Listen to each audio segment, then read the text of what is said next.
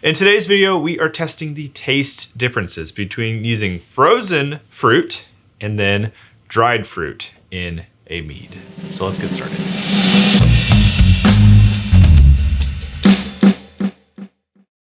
So this mead specifically is about blueberries. I'm not doing every single fruit in this frozen versus dried version because I just haven't got there. Maybe I will one day.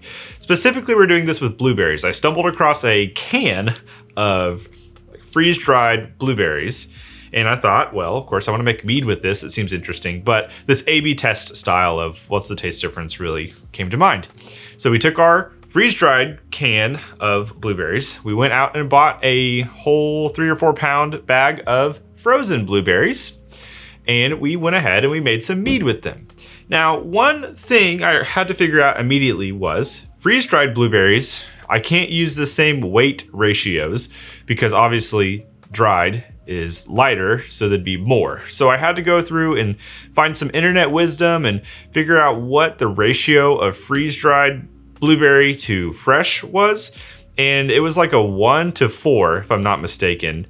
So essentially, I found out the ratio and I weighed them out in a way that was going to be even so that I would get the same amount of fruit in each one. We made about a 10.5% mead with both of them. About 3 pounds of fresh blueberries. And then I want to say it was like 7 or 8 cups of freeze-dried blueberries equaled that amount of fresh. I could be wrong. I'll put my correct ratios off the top of my head. Or there.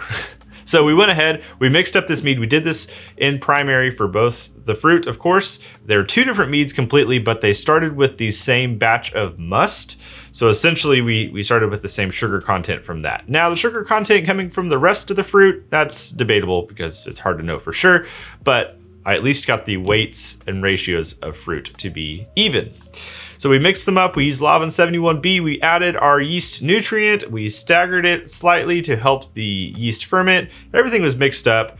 If you know anything about mead making, it's all the same. I did have to punch the cap, meaning I pushed the fruit down in both of them throughout this process to ensure that they stayed submerged, no mold, so on and so forth. Starting gravity was, I think, somewhere in the realm of 1080, and we fermented out for both of them to 1.000. At that point, they'd sat for an extra week. Fermentation was about 2 to 3 weeks. And then we racked them into a new container each. We stabilized them with potassium sorbate and metabisulfite. We let them sit for roughly 2 or 3 days. And then we went ahead and back sweetened both of them to the same point. They're at about 1.025, I believe, final gravity. So they're at the same point, same sweetness level. We then let them age for a while.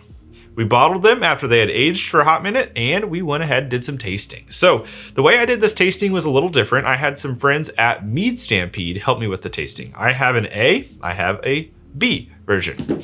So you're gonna see some tasting notes for each one. So you'll be able to see the taste differences with them going in blind. A is more bold. It has some spicy characteristics, jammy, fruity. A was your left hand. Yeah. I think the aroma is richer than B. It gives off red wine vibes, to be honest. So A smells a little more like a straight red wine to me. Okay. On the aroma. And it tastes much more tannic and I'd say a little more like harsh when compared to B. That's what I think about A. A is a little bit harder to get an aroma on. It's a little lighter aroma than B, and it has in the taste, it's a little more alcohol forward. I don't get a ton of blueberry. A, I felt like had a lot more body. It was actually, to me, sweeter, had a lot more mouthfeel. A, I noticed, has like a lighter nose to it. It's just a more delicate bouquet. And it's not as like rich or bold as B. I expected A to have a really light, thinner body, and it's actually reversed. I felt like B had a thinner body with a little less structure and whatnot, where A had a more rounded mouthfeel, and it was a little bit thicker and heavier, and I don't know, just a little bit more pleasant, and the other one is still pleasant but refreshing. And then B is a little bit more winey, wine-like, subdued character, and a little more watery. This one is more of like, it has like a sweet blueberry aroma, whereas this is like a rich red wine type of aroma that's also blueberry. Okay. What I think about B smells like a blueberry. B smells very fruity, very fresh, more earthy. B has a lot more a sweeter, kind of more floral aroma. And I do get more of a blueberry, typical kind of blueberry character out of it. When it comes to B was a lot easier to drink, but it felt like juice up front.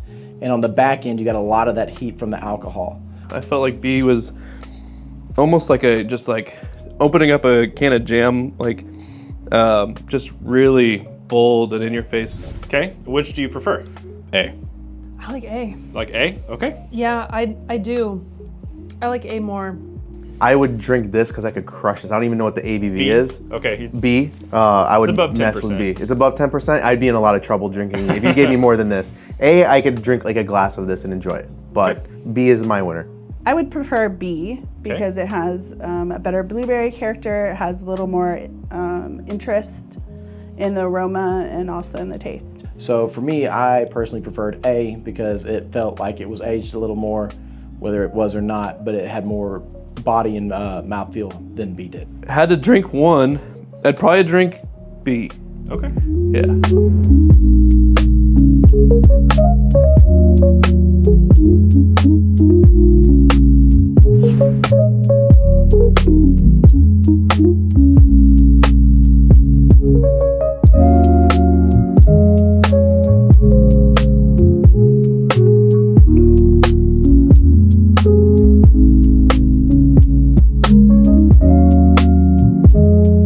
All right, so A was the freeze-dried. Freeze-dried ones, as many of them have said, gave more of a tannic profile. It gave more of a wine-like profile that was maybe a little more bold, I would say, less juicy.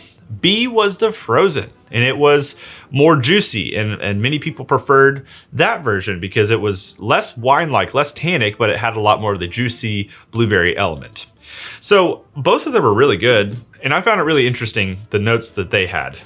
Personally, as I've tasted them, I like both components. I actually think a blend of the two would be the best because you get the really kind of tannic profile you want from blueberries sometimes, along with the juicy, fruity blueberry taste of the frozen ones, excuse me. The freeze-dried by himself is also very good. It just presents like a wine, which is super interesting, and that might be the profile that you're looking to go for. At the end of the day, it's still a very good product, and both of them are fun. You could do a combination of the two. What I would suggest is that if you have the opportunity to use freeze-dried fruit, don't shy away from it. I don't know how it works for other ones. It could be that like freeze-dried peaches are fantastic in a mead compared to fresh. Again, I don't know. I have not done that testing, but I would love to hear your results if you do so, if you do some testing. So this has been a fun test, a really interesting mead experiment. I love the AB profiles and the style of mead making video that I'm going into. I'd love more feedback and recommendations on what you want to see.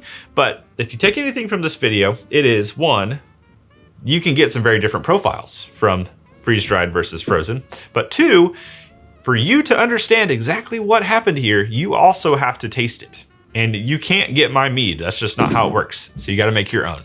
Go make some mead, try some AB style tests, and I hope you will gather some more information to make your mead making experience better and more enjoyable. Thank you to my patrons. Thank you to my YouTube members for supporting me. You guys are awesome. All these people on screen. This channel would not be possible without you, and I hope you know that. If you would like to join, links below to join the squad. I will see you guys in a future video. Cheers.